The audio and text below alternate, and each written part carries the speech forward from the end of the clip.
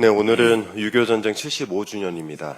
나라를 위해서 또 가족과 이웃을 위해서 전장에 나가 헌신하셨던 호국 영령과 참전 용사들을 국민 여러분과 함께 기억하겠습니다. 지난 75년의 역사를 돌이켜보면 나라를 위해 고통과 희생을 감내하는 것은 언제나 국민이었습니다. 동전 산잔의 비극은 이 땅의 평화가 깃들어야 한다는 국민적 의지의 씨앗이 되었고 모두의 안녕을 짓밟았던 군부 정권 폭압에 맞선 역사가 대한민국 민주주의를 더욱 강고하게 만들었습니다. 수많은 희생 위에 선진국 대한민국이 있습니다. 그런 나라에서 비상계엄과 내란은 있을 수 없고 있어서도 안 될 일이었습니다.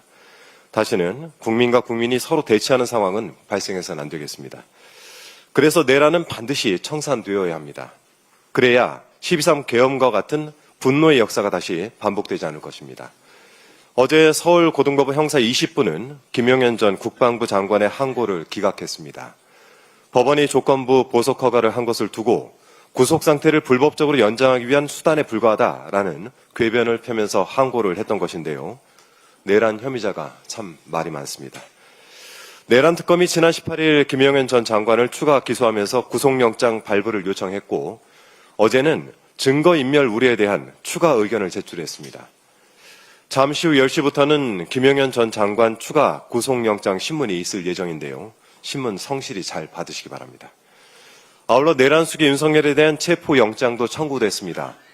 그렇게 법치주의를 외치던 검찰주의자가 정작 자신에 대한 조사는 불응하고 있습니다. 체포는 본인이 자초한 것인데 어디서 위헌, 특검 불인정 이딴 소리를 하고 있는지 모르겠습니다. 특검을 왜 거부합니까? 죄 지었으니까 거부하는 겁니다. 2021년 12월 29일 윤석열 씨 본인이 했던 말 그대로 되돌려드립니다. 조사 똑바로 받고 죄값을 제대로 치르시기 바랍니다. 어제 이재명 대통령께서 해양수산부를 올해 안에 부산으로 이전할 수 있도록 방안을 검토하라라고 지시를 하셨습니다. 같은 날 국정기획위원회에서도 해수부 업무보고에 조속한 청사 이전을 위해 구체적 로드맵을 만들어달라라고 요청했다는 보도도 있었습니다.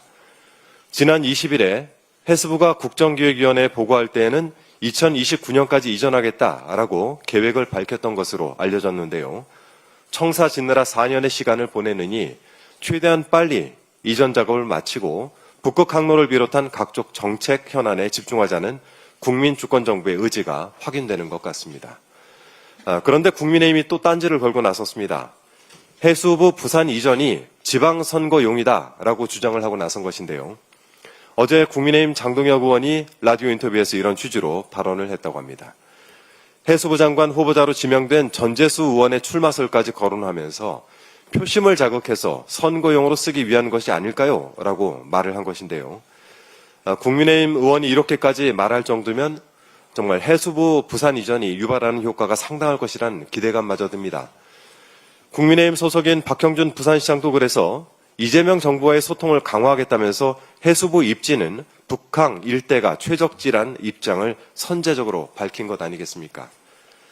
민주당과 민주정부가 추진하는 일이라면 포퓰리즘으로 싸잡아 매도해 국민의힘의 이 버릇 틈만 하면 도지고 있습니다. 민주당은 표를 얻기 위해서가 아니라 국민의 삶을 위해서 정치를 하고 정책을 추진해 왔다는 점 분명히 말씀드립니다. 정부 부처 하나 이전하는 것은 결코 쉬운 일이 아닙니다. 해수부를 품고 있는 충청권의 아쉬움도 깊이 이해하고 있습니다. 해수부를 이전해 해양 강국으로 도약하고 세종 집무실 건립으로 행정 수도를 완성하겠다는 대통령의 고심 어린 결단이 국민 모두에게 공이 이득이 되는 길이 될 수 있도록 더불어민주당도 세심히 챙겨가겠다는 말씀드립니다. 이상입니다. 네, 다음으로